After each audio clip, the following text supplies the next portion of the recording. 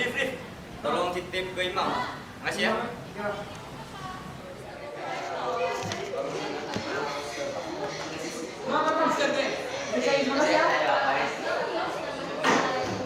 Bis, Alif, udah siap? Udah siap apa? Siap mental. Katanya kan guru pengganti kita ini killer. Gimana kenapa emangnya? Dengar-dengar baru masuk aja dia udah kasih pertanyaan. Udah gak apa-apa tuh aman. Belum tahu aja gimana nanti. Ya lihat aja nanti aman tuh. Pulang ya. Oke, hati ya.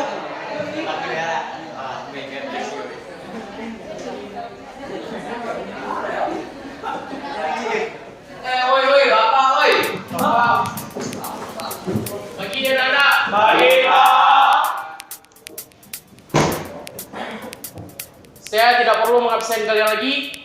Kita akan langsung memasuki pelajaran. Nomor absen 13. Saya, Pak. Coba kamu jelaskan pasal 27 ayat 2 Undang-Undang Dasar 1945. Dalam pasal 27 ayat 2 Undang-Undang Dasar 1945 menjelaskan bahwasanya tiap-tiap warga negara berhak atas penghidupan dan pekerjaan yang layak bagi kemanusiaan. Jadi dalam pasal ini dijelaskan bahwa lapangan pekerjaan merupakan sarana yang sangat dibutuhkan untuk memperoleh penghasilan dan pendapatan untuk memenuhi kehidupan yang lebih layak.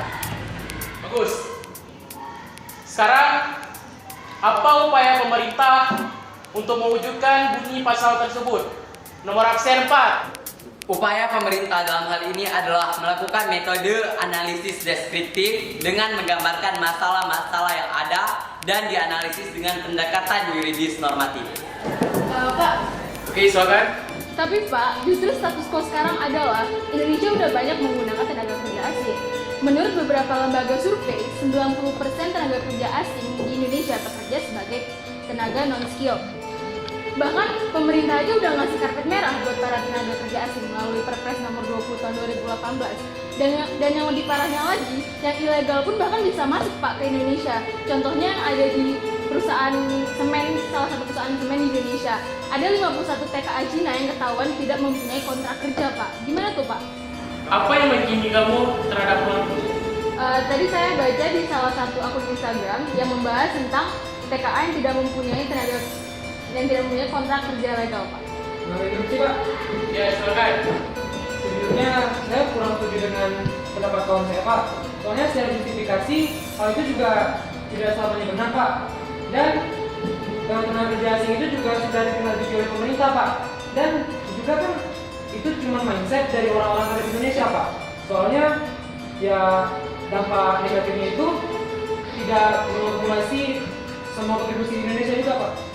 saya setuju dengan Alif Pak. Mengapa? Karena menurut saya tidak selamanya pekerja asing dari luar itu dapat secara luas masuk ke instansi-instansi yang ada di Indonesia. Dan juga dengan adanya pekerja asing dari luar itu dapat membantu hubungan internasional negara Indonesia Pak. Nah, itu pokok permasalahannya sekarang. Indonesia sangat minim melibatkan tenaga kerja lokal.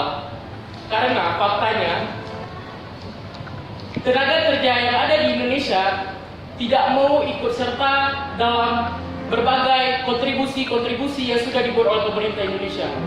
Tapi Pak, Sudah. Jadi intinya kamu, Kulbi, kamu berbicara tentang persentase rakyat Indonesia yang mau merelakan diri untuk berkontribusi dalam hal ini.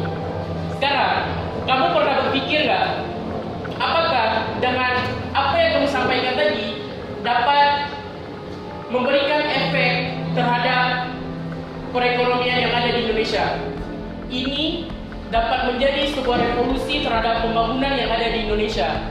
Namun, kita juga harus tahu tujuan tenaga kerja asing memasuki Indonesia bukan hanya untuk bekerja, tetapi mereka juga memiliki tujuan tersendiri, yaitu untuk menguasai negara kita ini. maaf Pak. Jangan minta maaf kepada saya. Inilah kita, negara demokrasi. Di sini kita dibebaskan untuk menyampaikan pendapat. Kita bukan negara tirani. Tetapi setiap pendapat yang kita sampaikan harus didukung dengan pengetahuan dan fakta-fakta yang lebih edukatif. Sampai di sini jelas semuanya? Jelas.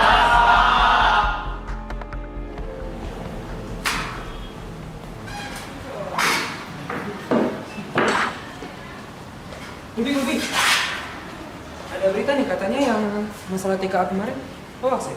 Oh iya, tapi itu aku baca di akun Transit gitu loh. Soalnya katanya pemerintah udah klarifikasi, katanya yang masalah kemarin hoax. Wah, aku nggak tahu soalnya